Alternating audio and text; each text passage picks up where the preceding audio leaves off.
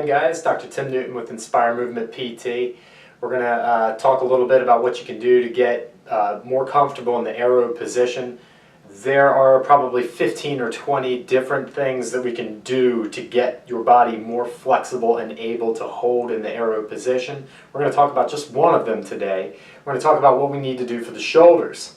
We're going to start here with just a little bit of a movement test.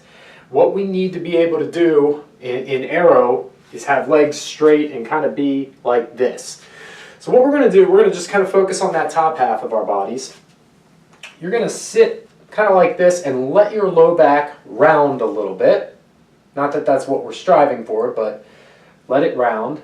And what you're going to do here is you're going to take your elbows and forearms and put them together. So I'm kind of rounded in my low back, elbows and forearms together. You can do hands whichever way you want. I just do this because I feel like it really challenges the flexibility. And then what you're going to do is you're just going to take both arms up and together as far as you can. Keep your spine in the same position and just kind of get a sense, where do things start to lock up? All right?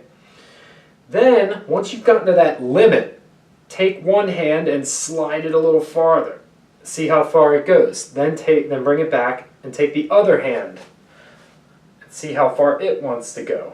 Each one will give you a little bit of mobility extra, okay? And what you're doing is you're just kind of tugging on the tissues that round your back. Okay, so get up to the limit. Go one way, go the other. One might be a little bit tighter than the other.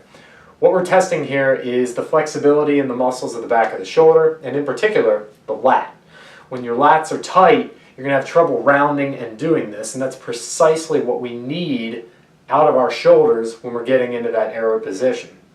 So, there are two things that you can do. First is just a good old-fashioned lat stretch. Grab something with thumb up, round your spine, and stretch, and you can even lean away to really just elongate everything here. So that's one way, right? Just kind of stretching and holding. If you don't really have anything, you're in a parking lot, you just need to grab onto a road sign or something like that, that's the way to go. But if you're really good, and you have a roller handy, you can just roll that out. So you just kind of get on your side, and you're going to get the roller somewhere back here. It might be like here, it might be higher up, might be sort of on that scapular bone, but somewhere in there, something's going to get your attention and make you say, whoa! And that's where you want to focus. You can roll it up and down a little bit. You can twist your arm in and out a little bit. But give it about a minute's worth of attention on each side, and you should be good. Okay? After you do one side, come back and retest to see the difference. And what you should see is that you come up, you hit your limit, and then one side goes and then the other side has a little more freedom of movement. Okay? And then you go do the other side, and then they should both have that mobility, that same freedom of movement, or you go up higher and they both have the same amount and it's less. So you're just trying to get your arms able to better come up like this. Because if you're tight, you're going to be here, you're going to be here, you're going to do anything you can with your upper spine to further put you down, and then that eventually puts a lot of pressure up on the neck. It might put some pressure on the low back.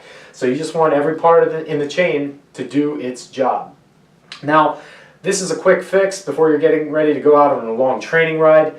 The root of this is really in the spine. You've got to keep your thoracic spine loose and do what it takes to keep that mobile. But in a pinch here, just to get the arms there, this can be really helpful for some people. So give it a go. Hope it's worth it, and let me know how it goes.